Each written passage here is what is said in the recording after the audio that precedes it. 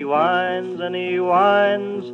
After 13 times he's got a hang knot. Tell me, will that hang knot slip? No, it will not. Will that hang knot slip? No, it will not. Slip around your neck, but it won't slip back again. Hang knot, that hang knot. Did you ever lose a brother on that hang knot? Did you ever lose a brother on that hang knot? My brother was a slave and he tried to escape. They drug him to his grave on a hang knot. Did you ever lose your father on a hang knot? Did you ever lose your father on a hang knot? They hung him from a pole and they shot him full of holes, left him there to rot on that hang knot. Hello, ladies and gentlemen. My name is Mark DiCarlo. Tonight, my guest is Mr. Jim Moloney, who, with Murphy Givens, wrote this book, Corpus Christi History, and also Mr. Moloney brought us this book, A Soldier's Life. At the last show, this is actually part 2, we were talking about the history of Corpus Christi. We were on chapter 6, and we were talking about the Union troops capturing a fort with just about 60 or 70 people, and then General B retreats. Who is General B, Mr. Moloney? Hamilton PB was the commander of the Confederate forces in South Texas. He retreated from the valley when the Federals came and came up to Corpus Christi and set up camp. And then when the Federals were coming to Corpus Christi, he retreated again and went north. And he was trying to preserve his army and not fight. And he was not very well liked in Corpus Christi because he, instead of fighting, he took off. And so, Okay. So he was a general in the Confederate Army. Right. And when the Federals came, who you mean the Union troops or Union the Federals? troops, yeah. He retreated. Is B County named for General B? Do you know? I don't think so. Okay. And then we had next about the trial and hanging of Chipeta Rodriguez. We actually have a song by Woody Guthrie playing at the beginning and end of the show about hang knot. But who is Chipeta Rodriguez, and why is she important, and why was she hung?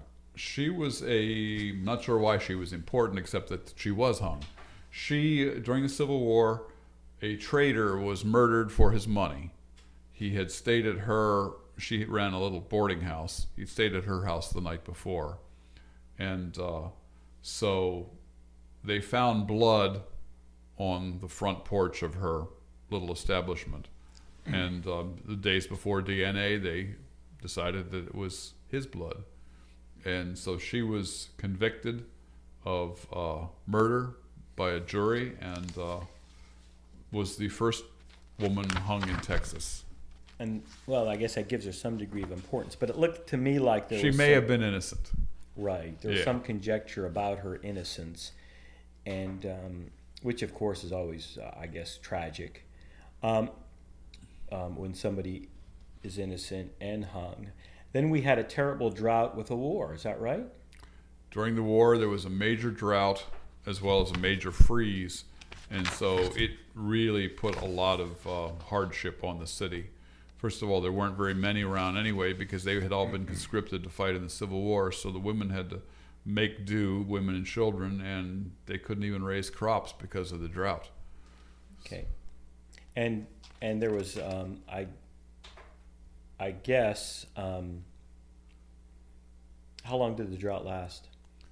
It lasted for well over a year. Okay. And then we get next to the killing of a Matt Nolan. Who is Matt Nolan? Matt Why is he Nolan- important in the book? Matt Nolan was a young man who grew up here, and he was a major in the Confederate Army, serving in South Texas, and then he became the sheriff in Nueces County, which at the time Nueces County was Corpus Christi, so he became the sheriff, and he arrested some guys, and their cohorts came and shot him, killed him. And his brother had been killed a couple of years before when he was a deputy sheriff. So Matt Nolan is buried over in Old Bayview Cemetery, but he was killed during the Civil War, essentially over Confederate and not and Union problems. Okay, and this is about 1863. Is that right? Right. Okay, and about here the bloodiest war in the nation's history comes to a merciful end. Confederacy, my notes say something about Confederacy's angry, of course, right? Well, the Texans were never defeated. You know, Texas was not ever conquered by the Union armies like some of the other states, and so Confederates were much more angry here in Texas than they were elsewhere. Mm-hmm. And I guess the Confederates were angry because they were released at the war's end with no money and far from home. So here you're in a war. It's almost some of my black humor. I mean, you know, there you fight for the war, and you know, and then you're released and. Well, my guess is that happens to all losing sides in a war. I would assume that's but fairly likely. These guys were not happy, and they were not happy with their officers because the officers are the ones that released them and didn't pay them. Mm-hmm. Of course, how could they pay them? All they had was Confederate script, and that was worthless. I see. And then let's see here. I thought this was humorous in your book. I took a ride up the river, giving myself a Texas holiday, which consists in riding a broken-down horse all day in search of game that you never find and have nothing to eat. That was Thomas Noakes. And who was Thomas Noakes? Thomas Noakes was an Englishman who came to South Texas to make his fortune. He didn't make much of a fortune, but he also only had had a problem with his lung. Is that why we all come here? I guess everybody goes everywhere to make their fortune, I don't know. It didn't happen to me, but maybe to you. I'm just joking. I'm still working. Me too. But Noakes came, and then because he only had part of a lung, he had a, I don't know whether it's disease or an injury, so he couldn't breathe, so he wasn't conscripted. So he was around during the Civil War, and he wrote a diary, and Murphy has excerpted some of it, and that was part of it. In another instance, he was out with another guy, and their horses were starving, and this was during the drought, and they chopped down a tree to get, because there was Spanish moss growing in the tree, and Noakes wrote that as soon as that tree hit the ground, they were attacked by cattle that were trying to get at the moss also. So they had to beat the cattle off to get the moss for their own horses. It was that bad. And the cattle, after they were done, the cattle ate every branch of that tree up to about 2 inches in diameter. Mm-hmm. So the what is it? Let's see here. So the war came to an end, right? Many of the Confederates were very angry, and then I guess the county is basically reorganized after the war. In some way. Right. And a lot of the Confederates went to Mexico. Is that right? Yeah. They were required to it's closer. Swear an ironclad oath to the Union. Yes. Some of them didn't want to do that. Some of them were not allowed to do it because of this position they held during the Civil War. And so a bunch of them went to Mexico, and then eventually they came back. It's just like during the Vietnam War, a lot of men went to Canada and then came back. Some didn't come back, though, of course. Yeah. So the county is reorganized. What does that mean? I have here a note. Richard King and Mifflin Kennedy. Did they have something to do with reorganization? I understand that both Mr. King and Mr. Kennedy, according to the editorial comments, it's indicated that they were both very good at switching sympathies back and forth. Well, they were staunch Confederates. They were staunch Confederates. They helped run the Cotton Road and made a lot of money off buying cotton and turning it into Mexican cotton and then shipping it overseas and bringing goods back in. So they both were in Nueces County at the time because the county was much larger than it is today. And after the Civil War, they went back to being, they took the ironclad oath and they switched sides and became Unionists or became, U.S. citizens again. And so they did very well, and the reorganization of the county had nothing to do with them. That was Okay. just putting the county government back in business All right, again. and then Mr. King and Richard King and Mifflin Kennedy, both famous names in the area, they were both made a lot of their money from the what was it, the steamboats or the riverboats? They made a lot of money initially on steamboats and cotton trading during the Civil War, and they invested in land and they established the King and Kennedy ranches, and both of them grew quite wealthy. And how many Union troops occupied the city following the Civil War? Were there many? I think 400 or 500 were 400 here. or 500? A lot of them were black, and that also did not go over well. Okay. So a lot of, that's unknown, right? A lot of black Union troops occupied Occupied this area, yes. Okay, that's Yes. interesting. And then I have here about another hanging yet, about a Jim, in chapter 7 of your book, Corpus Christi, A History, you talk about Jim Garner hanged. Who was Jim Garner, and why was he hanged? I'm sorry, but I can't answer that. I don't recall. You don't recall why No. Jim Garner was hanged? It's a rather dense book, so I'll give you, we've got to give you the benefit of the doubt. Maybe we'll come back. Let me see here. Father more interested in acquiring a new something here. Yellow fever out. We'll come back to that. Yellow fever outrages Break City. So we had another kind of epidemic. Is that right? Right. What was that epidemic? 1867. That was a bad epidemic. That was the worst. And three doctors that were doctoring the people were subject to that. Again, we believe it came from Indianola. And it was just 10% of the population, whatever that was. And so passed 10%, away. Over 100. wiped us out again, and over 100 people. And how long did it last? Lasted till September again, till the first cold front came down, killed the mosquitoes. Well, when people complain about these cold fronts, that's the first thing I always say. I say, look, it kills a lot of the bugs and kills a lot of the germs. You got it. And I'm kind of always grateful when I see them here. Since you forgot about Jim Garner, let's see, on May 5th, according to your book, on page 92, on May 15th, 1866, a young man named Jim Garner went to Schuer's store on Chaparral Street and tried on a pair of boots. He started to leave wearing the boots without paying. The storekeeper followed him out. Garner told him to put them on his bill, but Schuer said he wouldn't give them credit. Garner pulled out his pistol and shot Schuer, killing him instantly. Schuer was laid out on the store counter. He had served in a Confederate militia and was well liked. Yeah. The guy that was killed was well liked. Yes. Garner was a ne'er-do-well. And then what happened? Well, they decided to lynch him, and they looked for a place to hang him. They were going to hang him from the church. Pastor said you can't hang him from the church. I think Mrs.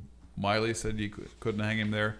So they found a tree, I think over by, in this general area, a big tall tree, and hung him. Were there more trees in the area at that time? Or were there less trees? Probably less. Okay. The trees were pretty scarce. But there's no doubt really about him being guilty at that time. No, there was no doubt. Okay. And then the yellow fever then we covered the yellow fever. And then a Corpus Christi judge becomes a hated governor. That was Edmund P. Davis. And why did he become a hated governor? Because he was the Republican governor of Texas, and he tried to. The federal U.S. required that the Confederates could not vote initially. They gave the vote to the blacks, and Davis attempted to enforce the U.S. laws giving the votes to blacks, and until the Confederates took ironclad oaths, they could not vote. So a lot of them had not done it. So Republicans took over the state, and he protected their rights, and so he became hated because he protected the black people's right to vote. Right. And he was from Corpus Christi. And what was his name again? Edmund Davis. Whatever happened to him? Did he come back? And he never came back. He actually died a respected man in Austin eventually. I see. There was just recently a book put out on him by the A&M Press. That's quite interesting. And trail drives begin to Kansas from Corpus Christi. So I believe I'd read in your book that actually cattle and trail drives started in Corpus Christi, and that we were much bigger than Dallas or anywhere else at one time. Is that correct? The trail drive started down here because that's where the cows were. The Wild Horse Desert, especially during the Civil War, the cows continued to breed and have offspring. And when the soldiers returned and could get back into it again, there were all these cattle down here, and there was a northeast population that had grown during the Civil War. And the railroads had reached Kansas, so they started driving cattle north to the railroads. And that lasted from the late 1860s into the late 1870s. And King and Kennedy made a lot of money on that also, because they had cattle on their land. So after the war, they were yes, and it involved seems in like that. the big cattle ranches and that are now out in West Texas, right? Right, they are. But back in those days, the cattle and the ranches were in South Texas. Right. And they were driven north. And Texas was, actually, there were a lot of cattle ranches all over Texas. But the real West that we grew up watching, the Western movies and the Yes. West and Hopalong Cassidy and all those Yes. kind of things, that was about South Texas. That was not about Colorado or Wyoming. Yes, I get a kick out of some of those movies because they talk about Texas, but they don't seem to ever be filmed here. No. They're filmed in whatever where there's more scenic, right? Right. You know. Right. Market Hall opens. What was Market Hall? Why was it important to open? Market Hall was a public-private venture. A couple promoters decided to build a building that could be used where people could sell their goods, primarily fish and beef and vegetables and so forth. And they built it so that it had a second floor that the city used for city meetings. They had a big meeting room up there where they could have dances or concerts and so forth. The volunteer fire company was in that building, and it is at the point between Peoples and Schatzel, where Schatzel comes up the hill and turns around and goes down, and there's now a park there. But where La Retama Library was in the old days, that's where Market Hall was. It was built in the 1870s, and it lasted until about 1914 when the new City Hall was built there, and that became the La Retama Library until the library that is now the Central Library was built. Chapter 8 of your book, Corpus Christi History, again by this is Mr. Jim Moloney, by Murphy Givens and Jim Moloney, talks about this as being the birthplace of the cattle industry, which we talked about briefly before. Right.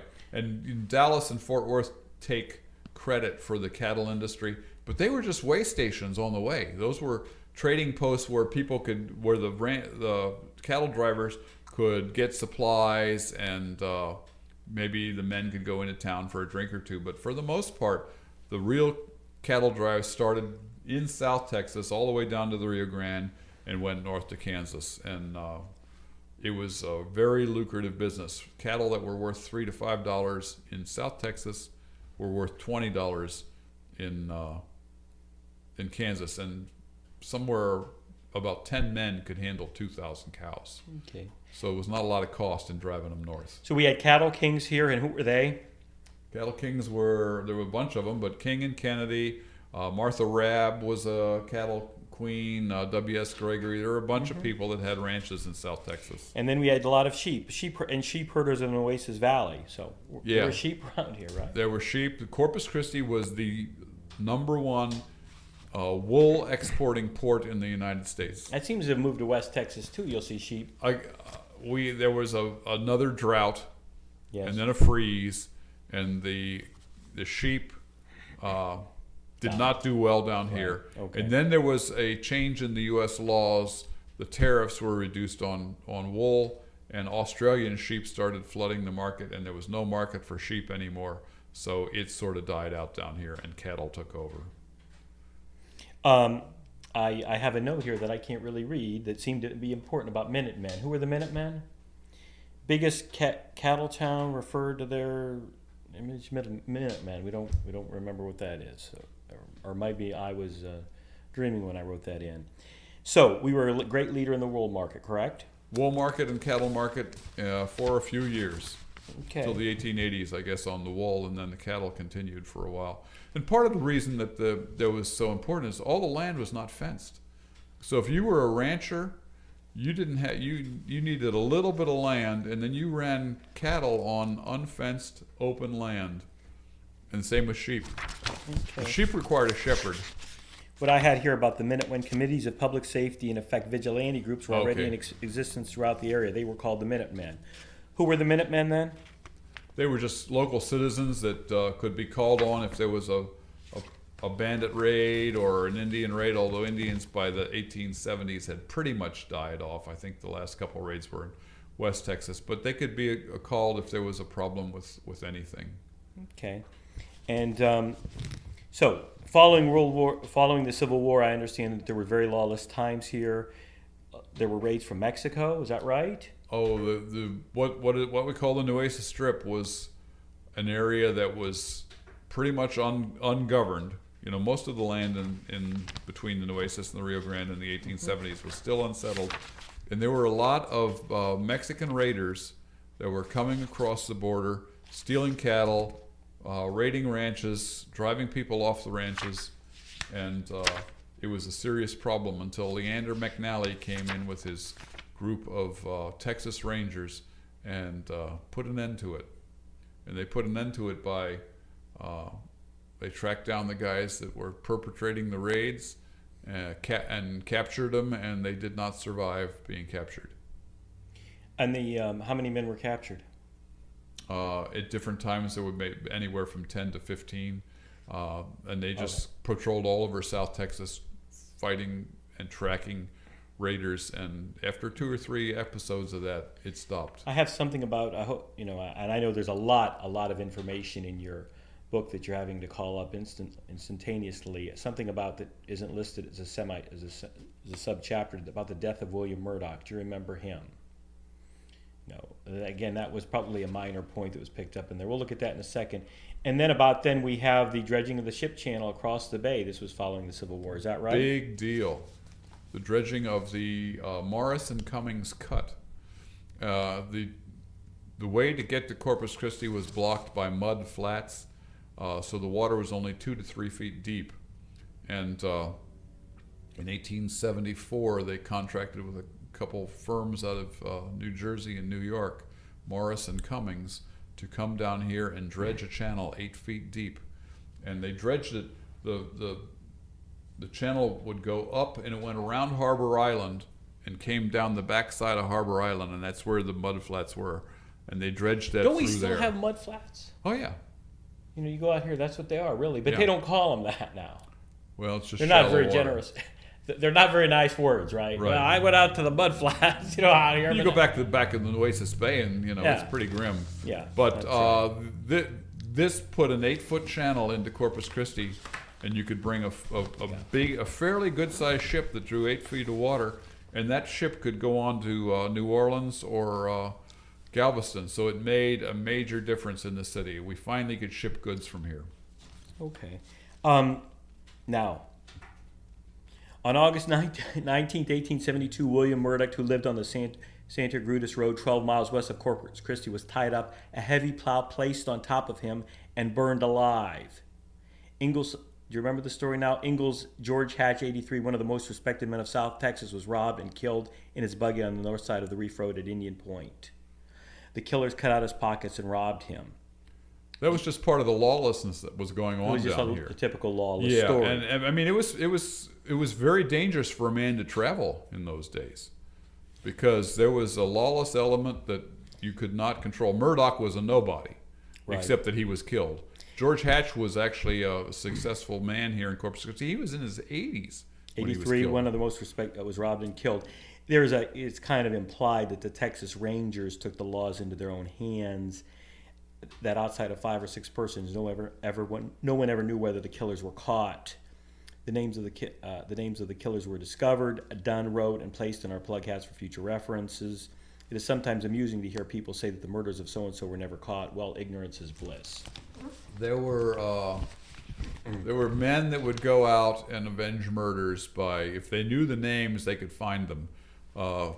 We read about William P. Rogers earlier, and he was, during the war with Mexico, he was part of a trading group of about 20 people that were robbed, and all of them, but everybody's throat was slit except he survived. And he he was brought back to life by by a young lady on a ranch in South Texas. He ended up marrying her. He came back to Corpus Christi, became a prominent merchant, but every so often he would disappear for a while and he'd go to the valley. And they said that a slit throat in the valley was Billy's mark. Really interesting story. That is an interesting story. Chapter 9 of your book, again, Corpus Christi History by Mr. Givens and Mr. Moloney, thank you for coming on, Mr. Moloney, again. Chapter 9 begins with the skinning war of South Texas leaves a trail of violence. So the skinning wars were, cattle were all over, and rustlers or bandits. The major value in a cow in those days was the hide. Cowhide was used for lots of things, and you could transport it fairly easily. So they would actually go out, the bandits would go out and disable a cow by cutting their tendons with a long pole with a knife on the end, and then they'd come back and skin them and take the hide and leave the cow right there, dead. And that was what the skinning wars were. The farmers were being, or the ranchers were being. Who was doing this? Essentially, skinning? Rustlers, Anglo and or Mexican, or yes, okay, yeah, bad guys. It doesn't matter what color your skin is. You can be a bad guy. I guess I have something about dye up. I don't remember if you remember. Dye up is again, it got cold. Yes. And the cattle were moving south, looking for food, and they'd get to a river, and in the mud flats of the river, they would get stuck and they would die there. And so those cattle also, the die-up was from them actually freezing to death or dying of hunger. And again, those cattle that died were stuck in the river, and they were skinned also. Their hides were taken. And I guess we're at the early point of Corpus Christi history, about the early 1870s at this point. Is that 1870s, right? yeah. Okay, and then we have beef packing. In chapter 9 of your book, beef packing houses slaughter cattle for hides and tallow. So I guess they just started slaughterhouses. Yeah, and they actually would build big slaughterhouses. There was one right downtown about where the Corpus Christi Yacht Club is today. And there was another one on North Beach. I think the King and Kennedy had one out at the point where you go across towards the university today. There was another one there, because you could bring ships in by that time through the Morris and Cummings Cut. And so they would... They slaughtered the cow, and essentially they boiled it. They kept the skins, and they boiled it for the fat, and those were the two products. Everything else was dumped in the bay, and it stunk to high heaven. Well, it's biodegradable, right? Right, and of course the crabs and fish loved it. 1874 hurricane floods downtown. So I guess there was a large hurricane in Corpus Christi around 1874. Yeah, it was mainly further north. But we got some high tides that flooded downtown and actually wiped out about 6 blocks of Water Street. Water Street, when it was originally laid out, went all the way along the bay. And in 1874, it washed out 6 blocks. So there was no Water Street from about Taylor Street on 6 blocks north. Okay. And were any people killed in that hurricane? No, not that I'm aware of. Okay, and the Nueces raid, and you're a kind of a hurricane expert, having written that book, 1919, The Hurricane. Well, I'm an expert on the 1919 storm. Okay. And a Nueces raid scares Corpus Christi. Nueces town raid. Who raided us, and who raided Corpus Christi? And that was primarily Mexicans that came up, and they were not necessarily Mexicans, but they were Indian. No, they may have lived in Texas. They were bandits, so they were bad guys. And they raided, but they were of Mexican descent. Well, see, let me ask you this question. I don't know that you know the answer, but it's kind of interesting. When you're talking about a Mexican at that time, what were these people 100%? Were most of the Mexicans at that time part Spanish and Indian, or were they all Indian, or what was a Mexican then? Do you know? Same as it is now. What are they today? There's some Spanish blood, or at least Spanish surnames. They got some Indian blood in them. They got some Spanish blood in them. Okay. It's hard to say. Okay, so without DNA, I guess. Okay. But they were brown skinned, and they spoke Spanish for the most part. Right. And these guys came up and they raided Nueces Town, which is west of here. And then they went and they captured a bunch of people.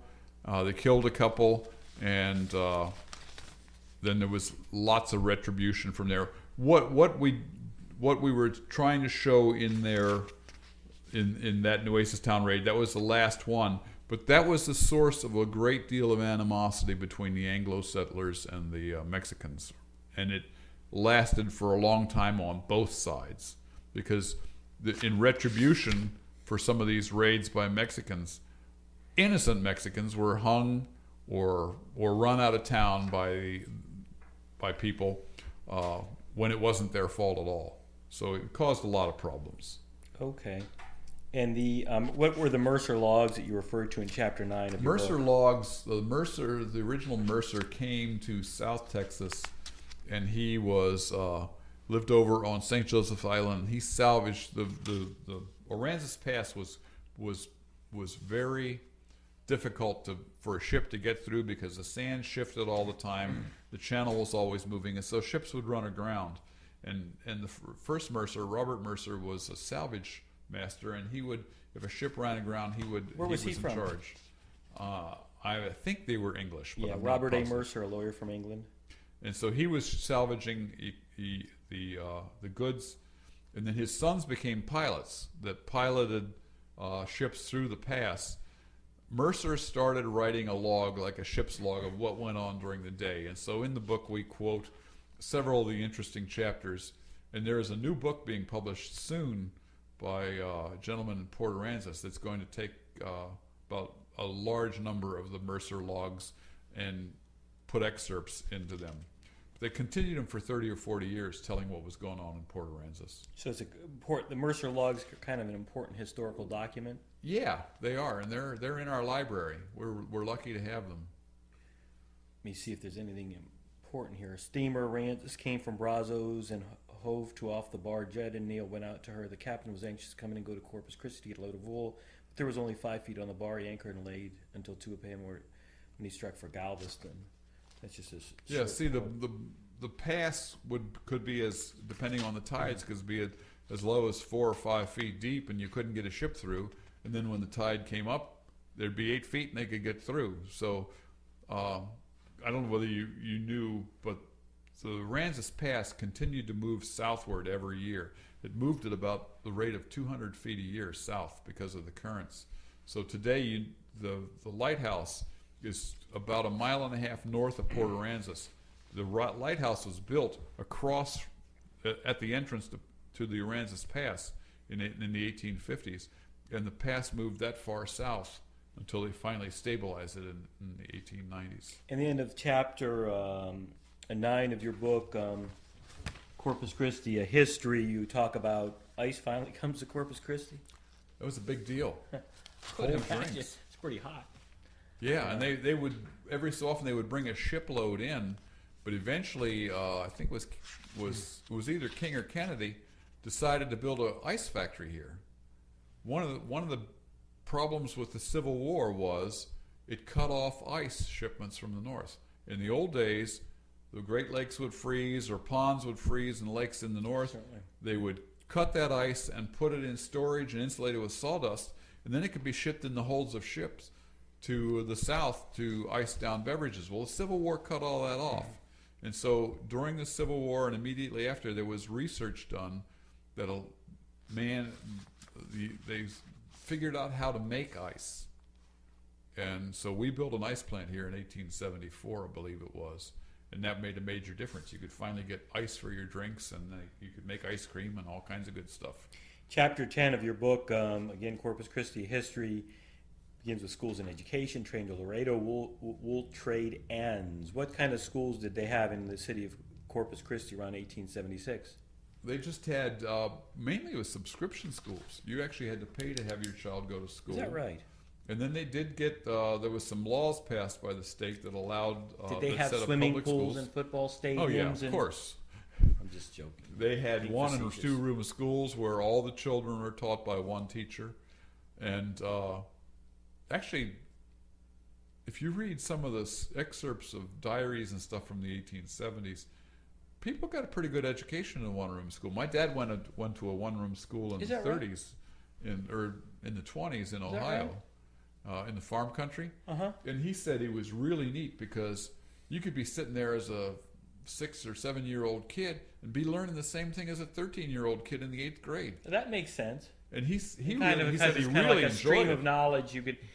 The things you could pick up, I would think you would pick up, and the things you can't, you would go back to your own grade level. That makes Right, sense. and my dad said that he really enjoyed it because Well, did your father have the vocabulary and the diction and the whatever, and the sentence structure of an educated person? Well, he might have he went through 1 year of college, so he did. Okay, Yeah. Okay. Yeah. Still, that's not a lot. But so you would think that your opinion is a one-room schoolhouse is I think rather efficacious. I think kids got a better education back in the old days than they do now. So then the train to Laredo. What is it? We built a train to Laredo. Is that what Well, occurred? we started to. We started Didn't get a train built. with King and Kennedy money primarily. A gentleman by the name of Uriah Lott decided to build a railroad to Laredo. It's called the Corpus Christi, San Diego, and Rio Grande Railroad. And it got as far as San Diego, and they ran out of money. So the Mexican National Railway bought up what had already been built and extended that to Laredo, and it became the Tex-Mex Railroad. Okay. And it was a big deal because it actually was the first time that goods could be brought from Mexico into Corpus Christi for transshipment to the rest of the world by other than ox cart. Prior to that, they were bringing them in large ox carts and bringing goods from Laredo. So this train was built from Corpus Christi to Laredo. It did get to Laredo Eventually, yeah. The Eventually Mexican got to National Laredo. Railroad connected it to Laredo, where it connected with the Mexican Railroad. Oh, I see. And so, Joint venture, huh? yeah. I see also in this chapter you talk about education, about the Catholic Church did operate a seminary. Is that right? They operated a seminary up on the bluff that was a very good school. And that went on for a number of years, and it became Corpus Christi. No, it became Incarnate Word Academy. Okay. And I see the girls. It said the girls would go to the Hidalgo Seminary on the Bluff. A bluff school for girls was operated by John J. Dick's home on Water Street. And the Dick's home was down at Water and Taylor. Eventually became a hotel.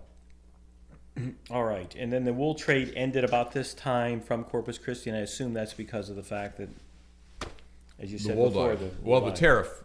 When they reduced the tariff, the Australian oil flowed into the United States. Was much cheaper to raise in Australia than it was here, and so it ended the wool trade. And the interesting, you have Richard King, one of the great cattle barons who did as much as any individual to found the cattle empire of South Texas, died on April 14th at the Menger House in San Antonio. He was 61. Yeah, he was a young man. And I guess that's important. I guess did he leave a fortune and a widow or children? He left a ranch in debt with 660,000 acres of land. And his wife, Henrietta, and his son-in-law, Robert Clayburgh, continued to run the ranch and got it out of debt and got it up to 1 million acres at one point. I see. Supposedly he listened to his friend Robert E. Lee's advice to buy land and never sell. Buy land and never sell. I don't know if that's true anymore. King Ranch still doesn't sell land. What has happened it's shrunk, but that shrunk primarily before they incorporated it. And every time there was a death in the family, some of the land had to be at least given to heirs and that kind of thing. Right. It's my understanding they don't really ranch there anymore on the King Ranch. That it's for hunting and leasing and products. Oh, they still ranch too. Does it still ranch too? But they have oil. And they do farming on the King Ranch, as well as raise cattle. And a lot of the cattle raised, I think, is Santa Gertrudis and quarter horses. And they sell a lot of that. And, of course, hunting on the King Ranch is a big deal, too. Shooting clouds. What is shooting clouds about? Does somebody get a gun and shoot clouds? Well, they discovered during the Civil War that after a major battle, it would rain. And so they decided that the gunpowder and shooting guns would cause clouds to form and rain to come. And so we decided to try that down in South Texas. Right. And they tried several experiments. It was inconclusive whether it worked or not, but there was one major experiment that went on, and about 50 miles away in Laredo, they got a telegram from Laredo thanking them for starting the rain. So we don't know whether it really worked or not. But well, the conspiracy theories are now is that there's all this government interference with the weather, etc. There's government agencies and it's being used for war. And I'm just thinking how interesting enough, maybe there's a continuity of all these theories from the 1870s fire burns a block of Chaparral Street. So I guess there was a major fire in Corpus Christi. There was a major fire. It started in one building and spread to a whole block of the city. And that was before we had fire companies. And so that led to the formation of several volunteer fire companies that were quite effective. They ended up buying pumping engines, and they actually put little wharves in the bay about every block where you could run a hose down the block to the bay. Downtown wasn't very big. It's only from Water Street to Mesquite Street, and so you could run a hose all the way down there to get water. So the volunteer fire companies were effective. I see. And I wonder when we started paying firemen and all that. When did that start? I know I'll give you an example. There are still volunteer fire departments in the United States, rural parts of Ohio, and I think even in Texas there are still volunteer. There's one in Refugio. Is there? Yeah. But we started paying our firemen around 1900. Oh, that's interesting. They became city employees. And then I'm always want to make a caustic comment, like, when did they get unionized and start making? No. So the ropes booms. What's the ropes boom?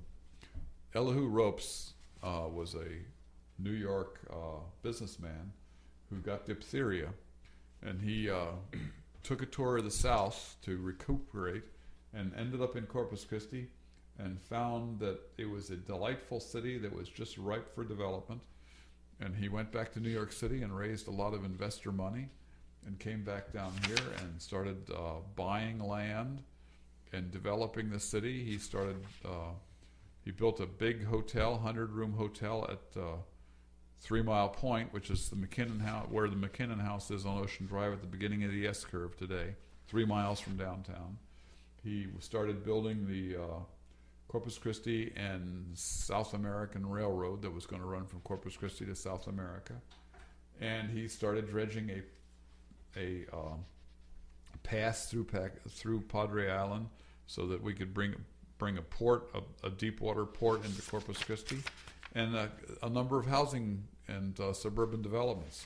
And the population of the town doubled from 3,000 to 6,000. This is in the early 1890s, late 1880s. Unfortunately, about 1889, there was a recession or depression that dried up all of the sources of capital, and all the projects halted. He went back to New York to get more money and never came back, and the boom fizzled. But for a while, Corpus Christi was in the midst of a major boom and speculation period. According to your book, a Boston newspaper questioned Ropes' character and he sued for libel. Ropes left Corpus Christi one day in 1893, leaving a nearly bankrupt town behind him. Yes. And then the boom went bust. The boom went bust. I guess it's a fairly common, something else that we've seen fairly frequently with speculators and big money and booms going bust throughout the history of the country. It almost happened in Abu Dhabi a couple of years ago. Remember when they were having trouble had all those buildings under construction and they ran out of money? And shoot, I've seen it happen in Houston. Everywhere. Seen it happen well, the 1980s in Houston, Dallas, all the big cities. Oh, certainly. Yeah. And Miami today in South Florida. Yeah, but Vegas is some of the the properties, that's a perfect 25 example. cents on the dollar. Sure. Fitzsimmons on North Beach. Who's Fitzsimmons? Fitzsimmons was the world champion prize fighter, and he decided to come to South Texas and fight. I think it was Gentleman Jim Corbett. Oh, that's okay. That's Fitzsimmons. So Fitzsimmons fought on North Beach, or trained on North Beach for the winter, and brought a lot of publicity to Corpus Christi. Blacksmith Bob Fitzsimmons rented a house on North Beach in 1895, and he began training for a heavyweight fight with Gentleman Jim Corbett. Who won that fight? Did Corbett win? I think he did. I see. It was announced that Blacksmith Bob knocked out Gentleman Jim Corbett to become heavyweight champion of the world. Yeah, he was the challenger. So that was actually one of the first national publicities for Corpus Christi. Mm-hmm. Was 1895 one. And who are the boys of 1998? That was the war with Spain, Spanish-American War. The boys of 1898 were volunteers from Corpus Christi that volunteered to fight with the Rough Riders and go to Cuba and fight, where that war was essentially staged. The fighting in the Spanish-American War lasted 4 months from April to August, but a peace treaty was not signed until December. and our guys didn't see any action, but they were there for the cleanup. I see. And most of them spoke Spanish, so they had a good time because they could converse with the Cuban girls, whereas the rest of the American soldiers couldn't. Of course. And we had there was a major blizzard in Corpus Christi in 1899, right? Yep, dumped 3 or 4 inches of snow, which was a big deal. Until that snow from 8 or 9 years ago, or whatever it was, right. 2003. That was the big deal. That was the biggest snow that had ever happened. Corpus Christi ran out of coal. People burned dry and green mesquite in their stoves. Killed all the cabbage crops around the city. Killed all the city's oleanders and orange trees. It froze meat at the meat stalls. Saws were used to cut it. It froze the river solid in Nueces town. People could walk from bank to bank. So, have we had? I wonder if that's the biggest storm we've had, winter storm they've had. The blizzard of 19. Actually, I don't think it was as bad, but it wasn't as cold, but it lasted longer than the freeze we had in like 1983 when it got down to 14 degrees. Yes, I was in this. Were you here? I was in this building. And let's see. No, I wasn't. I was in Houston at that time. Okay, 83. Were you 83. here? I was here in 83. Okay, I was in Houston. And it froze. I remember the Nueces Bay or Oso Bay froze and killed all the fish. You're in Houston, and you're not a property owner. What difference does a freeze make to you? It's right. Not a very impact on Right. Well, down here, so I don't remember. It was a big deal in the 1890s because I think it lasted about a week. I see. Chapter 11 of your book, again, this is Mr. Jim Moloney talking about Corpus Christi history by Murphy Givens and Jim Moloney of the Caller. Mr. Givens, of course, was a columnist for the Caller Times for many years. Anderson windmill turned down. So, what's the story on a windmill? What do they do with these windmills? Generate electricity? No. No. This was a windmill to grind grain primarily. It's all wood. It was right at the edge of the bay. And Captain Anderson was a ship captain, but he also built the windmill and had his house down there at the edge of the bay. And he was during the Civil War, he had to leave. He was a Unionist, but after the Civil War, he came back and was very successful. They actually used cannonballs as bearings for this windmill to allow it to turn. And That's genius, right? And the cannonballs were from when Kittredge shelled Corpus Christi. Right. During the Civil War. They call them Kittredges. Kittredges, okay. Yeah. And didn't some of the Kittredges or the cannonballs supposedly have alcohol in them? Supposedly the sailors on the ships had emptied the gunpowder out of the Kittredges and filled them with whiskey from the captain's store of whiskey. And when they were on watch at night, they could drink whiskey out of the cannonballs. And then when we decided to bombard Corpus Christi, some of the cannonballs had whiskey in them instead of gunpowder. And that was discussed in part one of this show. The first part wherein this is a Captain Kittredge was Lieutenant Kittredge bombarded Corpus Christi with these cannonballs. Yeah. And some of them were used for this windmill. And why was this windmill torn down? Progress. Okay. Captain Anderson died. So this was in existence a long time or something? Probably 1880s to 1900. Okay. And what is the Epworth Revival in the next chapter? That was a big deal. The Methodist Church just had revivals around the country called the Epworth League. Is that right? And in 1905, they were looking for a place in South Texas to establish Camp Epworth. And they toured both Corpus Christi and Rockport. The city of Corpus Christi offered them acreage on the north end of North Beach, which they accepted, and they built this encampment over there that initially was just tents and a few buildings for meetings and so forth, and eventually had a 100-room hotel. And every year from 1905 to 1915, 10,000 Methodists would come to South Texas on the San Antonio and Aransas Pass Railroad, which ran down the middle of North Beach and stopped at Epworth. There was a station there. People could come down here from San Antonio or Austin or Central Texas, take the train to the camp, spend 10 days there, and have a great time, and then go back. This is when the city's population was less than 5,000, and 10,000 people a year were coming to Epworth. So it started putting Corpus Christi on the map. In 1915, there was a major hurricane north of here. Didn't do much to Corpus Christi at all, but the Epworth League and the Methodist Church decided that maybe having a camp at sea level wasn't a good idea, so they closed the camp. And then in 1916, there was a major hurricane here that Had they not closed it, would have wiped it out anyway. Okay. But Epworth was a big deal. It brought a lot of people, a lot of prosperous people to Corpus Christi and introduced our city. And one of the reasons it was popular is because it was cool here. Corpus Christi, prior to the invention of air conditioning, was the coolest place in Texas in the summer because of our breezes. I'm sure of that. And so people would come down here to enjoy the times. Okay, and then former McNally Ranger goes on trial. There was I forget his name, but he was McNally Ranger. McNally. Leander McNally was the Rangers that came to South Texas and cleaned up all the bandit problem in the Nueces Strip in the 1870s. And one of those guys I think he was a ranch hand, and he tied a can to the tail of another guy's horse, and the horse bucked and ran away, and the guy got mad, and the ranger, in self-defense, killed the guy who was mad, and then fled away because people were mad at him. And he came back about 10 years later, and they identified him and tried him, and I think he got a couple of years in jail for it. I see. And let's see, ranch land, chapter 11 of your book, ranch lands turns into farm plots. Yes. So they quit ranching, they started farming the land. Well, the ranches were big ranches, and the railroad had finally come to South Texas, and you could now ship goods out of South Texas, and railroads need goods in order to make money. They need to sell transportation.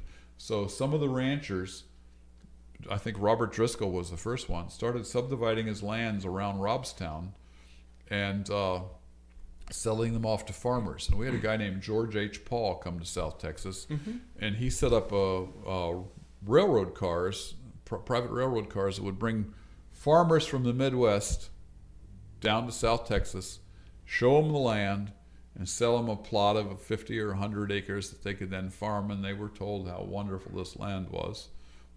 It was pretty good farmland, but it had to be cleared of mesquite first, which was not easy. And George H. Paul sold about 500,000 acres of land in South Texas to farmers in the starting around 1900 to about 1912. And city copes with first automobiles, so I guess that was a pretty big change for the city to have them. Well, these automobiles were strange things that caused horses to rear, and they would go speeding through the streets at 4 or 5 miles an hour. And the city passed an ordinance that before a automobile reached an intersection, they had to honk their horn. And what that ended up doing was having all of the 15 or 20 cars in town, every time they came to a corner, honking their horns. And so the caller wrote an editorial that all this autoing was just really doing away with the peace in the community. And that's when they start building roads, I guess. Well, in 1900, in the entire United States, there were 8 miles of paved road. So yes, and automobiles require paved roads. So all of a sudden, we had paving that had to be done, not only in the cities, but all over South Texas. I get a kick out of, actually, in some respects, the first automobile almost looked like their multi-train vehicle because they were up pretty high. They were? They were up pretty high, and it looks like you didn't need the greatest roads to travel on. Initially they were carriages with motors on them. Is that right? And a chain drive or something like that to drive the wheels of the carriage. And as time went on, then Henry Ford developed the Model T, and other automakers were making those kind of vehicles, but they were initially based off of carriages. The 1916 hurricane. It was a major storm, very high winds, over 100 miles an hour, but it was fast moving. It came and went through the city in about 4 hours, and it put a couple feet of water into the downtown. The water flooded to the middle of North Beach to where the railroad embankment was, but nobody died in Corpus Christi. All it did was knock down all the power lines and telephone lines. It sank a ship at Port Aransas, and it killed 6 people down Rivera Beach, down by Rivera. But Okay. Corpus Christi, nobody Christi was died. all right. And so that made us even more complacent because we hadn't had a major storm since 1874 to 1916. Almost 50 years. The soldiers trained at Camp Scurry. Which soldiers were those? For which war was this? This was for the initially for the border war. There was a revolution going on in Mexico. They had ousted Porfirio Diaz in I think 1912, and over the next 8 years, there were 8 different presidents in Mexico, each one of which did not serve out his full term, and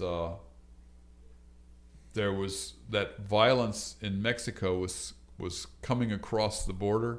Pancho Villa raided Columbus, New Mexico in March 1916, and killed 8 people and shot up the town, and that caused Woodrow Wilson to call out the National Guard to station along the border. There were 100,000 troops stationed on the border from California to Texas. Is that right? Yeah, and a number of those camps were flooded in the 1916 hurricane. In August 1916, the Rio Grande was flooded because of the hurricane, and the camps were along the river, and they were flooded. So they decided to abandon some camps because the violence. Once they put the army down there, all the problems stopped, and they moved 2 camps here to Corpus Christi, to essentially this neighborhood, into from south of where the hospital is today to Indiana Street about. Okay. So right in this neighborhood, and they were camps there from September to March of September 16 to March of 17, and then they abandoned the camps. They turned right around and reopened them in April of 1917 to trade troops to go to Mexico or to Europe for the First World War. Okay. And so that lasted till 1918. Let's take a break for 1 second, Peter. Come back and do part. Okay, we were talking a little bit about the stations of the war in stationing of troops at the soldiers, et cetera, here regarding that Spanish-American War, the 1916 hurricane. Well, the Camp Scurry that was right in this general area is one of my favorite parts of Corpus Christi history, because the soldiers came to Corpus Christi after they were flooded out of the valley, and there was nothing for them to do. So they formed a football team that probably was the greatest football team in terms of level of competition and record to ever play the game.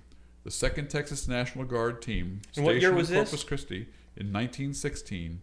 Okay, and that was football as we would kind of traditionally know it. Well, it was post-college football, but before the pros. These guys, all the guys on the Corpus Christi team had played, most of them for UT. Canton, Ohio. Pro football. I'm just joking. Yeah. But pro football had started, but it was nothing in those days. And so the Camp Scurry team was playing post-college players, and they compiled an 8-0 record, outscoring their opponents 432-6, including beating a New York team by 102-0. Interesting story, and it's been great. Again, this has been Mr. Jim Moloney, author of Corpus Christi History, and who brought us back Daniel P. Whiting's A Soldier Life. Unfortunately, we didn't get through the plates, the chapter 12, 13, 14, 15, or 16, or the rest of the history of Corpus Christi. I guess we'll have to do part 3. And you have a website, sir. What is your website? NuesisPress.com. NuesisPress.com. Mr. Moloney, please feel free to go on there and take a further look at his books. Thank you for coming on, Mr. My pleasure. Moloney. Good night.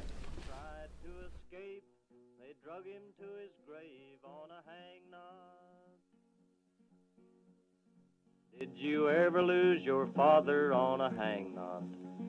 Did you ever lose your father on a hang knot? They hung him from a pole and they shot him full of holes, left him there to rot on that hang knot.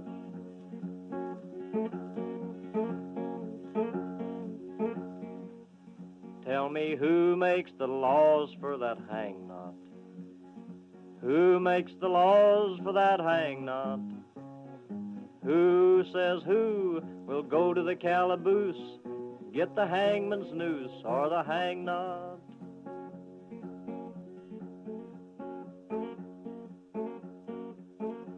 I don't know